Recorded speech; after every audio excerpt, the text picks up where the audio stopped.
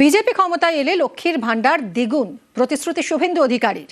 মুখ্যমন্ত্রীর প্রকল্প টুকে বড় বড় দাবি, শুভেন্দুকে পাল্টা কটাক্ষ কুণাল ঘোষের। আপনাদের আমরা কথা দিচ্ছি, এপ্রিল মাসে বিজেপি সরকার এলে মে মাসের ক্যাবিনেটে আমরা আপনাদেরকে বিজেপি ক্ষমতায় এলে লক্ষ্মীর ভান্ডার দ্বিগুণ, প্রতিশ্রুতি শুভেন্দু অধিকারীর। মুখ্যমন্ত্রীর প্রকল্প টুকে বড় বড় দাবি, শুভেন্দুকে পাল্টা কটাক্ষ কুণাল ঘোষের। আপনাদের আমরা কথা দিচ্ছি, এপ্রিল মাসে বিজেপি সরকার এলে মে মাসের ক্যাবিনেটে আমরা আপনাদেরকে 1 জুনের আগে 3000 টাকা করে আপনাদেরকে ঢুকাবো।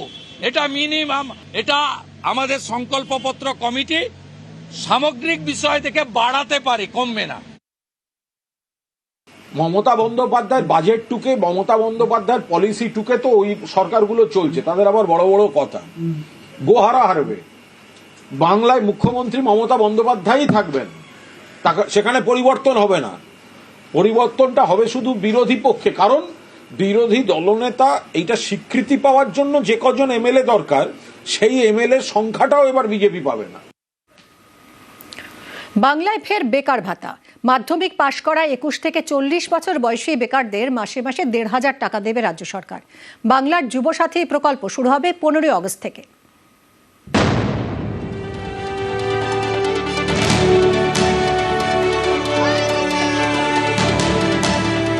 পশ্চিমবঙ্গে ফিরছে বেকার ভাতা। বৃহস্পতিবার রাজ্য বাজেটে ঘোষণা করা হয়েছে, মাধ্যমিক পাশ করা 21 থেকে 40 বছর বয়সী বেকারদের মাসে 1,500 টাকা করে ভাতা দেওয়া হবে। প্রকল্পের নাম বাংলার যুবসাথী। 15 আগস্ট থেকে প্রকল্প চালু হবে। সর্বাধিক 5 বছর এই বেকার ভাতা মিলবে। স্কলারশিপ ছাড়া অন্য কোনো সামাজিক প্রকল্পের সুবিধে পান না এরকম বেকারই এই ভাতা পাবেন। 21 से 40 साल तक जो 10 क्लास पास करेंगे उसको स्कॉलरशिप जो मिलता है वो ठीक है, उसमें हम हाथ नहीं लगाएंगे। लेकिन उसको 5 साल तक हम 1,500 रुपया करके मंथली देंगे। जैसे वो लोग नौकरी का भी ढूंढने का कोशिश करें, हम भी कोशिश करेंगे उसको साथ, उनको भी हम जुबो साथी बना के उसको 5 साल तक हम 1 रुपया देंगे। ये न्यू स्कीम है, नया स्कीम है। इसमें भी आपको about 30 lakhs people will be here, 30 lakhs youth will be motivated and generated. বামফ্রন্ট সরকার ক্ষমতায় এসেই বেকার ভাতা চালু করেছিল। 1978 থেকে 1987 পর্যন্ত দেওয়া হয়েছিল এই ভাতা। 125 টাকা দিয়ে শুরু হয়েছিল, তারপর ধাপে ধাপে বেকার ভাতা বেড়ে হয়েছিল 500 টাকা।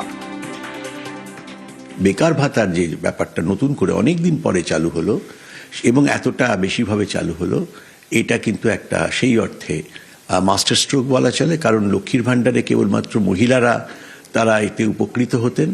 এখানে যারা বেকার কেবলমাত্র নারীরা নন, পুরুষ, নারী পুরুষ সকলে তারাও এখানে উপকৃত হবেন। সুতরাং এটা একদিক থেকে আরো বড় ইনক্লুসিভ, অনেকটা বড় মাস্টার স্ট্রোক।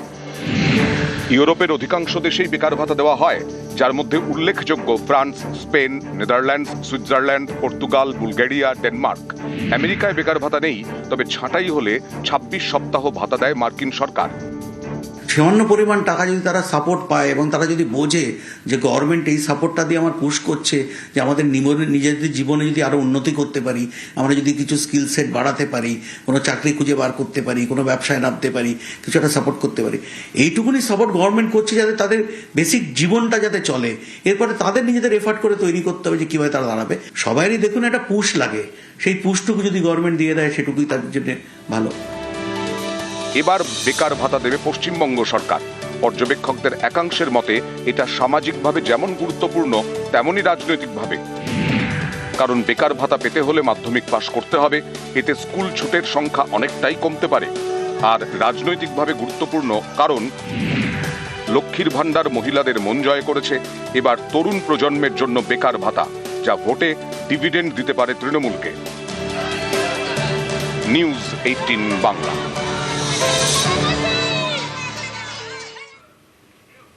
রাজ্যে ফের বেকার ভাতা, শিক্ষিতদের বঞ্চনা করা হচ্ছে, আক্রমণ শুভেন্দু অধিকারীর। ঘোষণা দেখে ঘাবড়ে গেছে বিজেপি, পাল্টা কটাক্ষ কুণাল ঘোষের। যে সরকার যুবশ্রী কর্মসূচি চালু করেছিল, বেকার যুবকদের এমপ্লয়মেন্ট ব্যাক 1500 টাকা বেকার ভাতা, সেই 1500 টাকা বেকার ভাতা এবং যুবশ্রী উঠে গেছে। আজকে পশ্চিমবঙ্গে চাকরি দিতে না পারা 2,15,00,000 বেকার রেখে আজকে নাম বদল হয়েছে যুব সাথী। বলা হয়েছে আপনাদের বেকার ভাতা দেব, কবে দেব? আগস্ট 2026-এ শুরু করব স্কিম। কিন্তু এই বাজেট আগস্টের বাজেট নয়, এই vote on account April, May, June, July. পশ্চিম বাংলার 2,15,00,000 বেকার, 60 লক্ষের বেশি পরিযায়ী শ্রমিক, মেধাযুক্ত শিক্ষিত ভাই বোনেদের সঙ্গে একটা মকারি, বঞ্চনা এবং তাদের এই সরকার মুখ্যমন্ত্রীর নেতৃত্বে কার্যত বৃদ্ধাঙ্গুষ্ঠ আজকে দেখিয়ে বললেন আমরা চাকরি টাকরি দিতে পারবো না, চাকরি টাকরি ভাই বোনেরা চাইতে এসো না। কাগজপত্রগুলো না পড়ে কেউ যদি আবোল তাবোল কথা বলে তাহলে সেটা সম্পূর্ণভাবেই তাদের মানসিক হতাশা, বিভ্রান্তি, অবসাদ তার লক্ষণ। এই যে যুব সাথী, এটা দেখে ডিস্টার্বড হয়ে গেছে বিজেপি, গোটা বাজেট থেকেও ডিস্টার্বড হয়েছে। সেই কারণে এই ধরনের অবান্তর কথা, একটু কাগজের নথিগুলো পড়তে বলুন না। ফের অনুপ্রবেশ তোপ প্রধানমন্ত্রীর। অনুপ্রবেশকারীদের আড়ালের অভিযোগ, সংসদের নাম না করে তৃণমূলকে আক্রমণ মোদীর। घुसपैठ, दुनिया का समृद्ध से समृद्ध देश भी अपने यहाँ गैर कानूनी नागरिकों को बाहर निकाल रहा है। हमारे देश में घुसपैठियों को बचाने के लिए अदालतों को तब पर प्रेशर पैदा किया जा रहा है। मेरे देश का नौजवान कैसे ऐसे लोगों को माफ करेगा जो घुसपैठियों की वकालत करने के लिए ताकत लगा रहे हैं? और घुसपैठिए मेरे देश के नौजवानों के हक छीन रहे हैं, उनकी रोजी रोटी छीन रहे हैं, आदिवासियों की जमीन छीन रहे हैं, बेटे बेटियों के जिंदगी पर खतरे पैदा हो रहे हैं। लेकिन उनके लिए महिलाओं पर अत्याचार होते रहे। सत्ता नीति के सिवा कुछ करना नहीं, और वो यहाँ पर हमें उपदेश दे रहे हैं। और ऐसे चिंताजनक सभी विषयों पर आंखें मूंद करके बैठे हुए वो लोग हैं। অনুপ্রবেশ ইস্যুতে উত্তপ্ত বিধানসভা।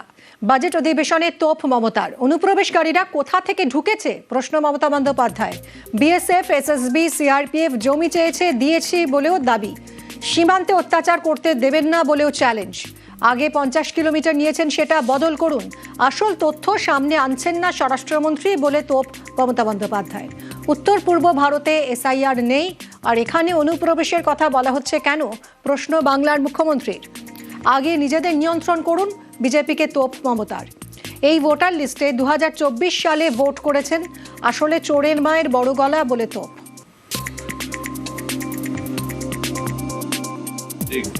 বাংলা মানে হামলা, বাংলা মানে ঝুমলা, বাংলা মানে ভোট কাটো, নাগরিকের অধিকার কাটো, সবাইকে বাংলাদেশি বলে দাও। বাংলা ভাষায় কথা বললে বিহারে গেলেও শুধু বাংলাদেশি। আর যেদিন থেকে এই বিজেপি সরকার এসছে, সকাল থেকে রাত পর্যন্ত যেন মনে হয় আমরা এখানে অপোজিশনে আছি আর ওরা রুলিংয়ে আছে। ওদের এক একটা নেতার পেছনে কটা করে গাড়ি এবং কটা করে পুলিশের অফিসার। তাহলে বলুন, এরা যদি গার্ড দিত তাহলে তো অনেকটা আমার বর্ডার সুরক্ষিত হতো। আজকে কাশ্মীরের ঘটনার জন্য কি আমি দায়ী? আজকে দিল্লিতে যে বিস্ফোরণ হলো আমরা দায়ী? পহেলগাঁও ঘটনার জন্য আমরা দায়ী? পার্লামেন্ট অ্যাটাকের জন্য আমরা দায়ী?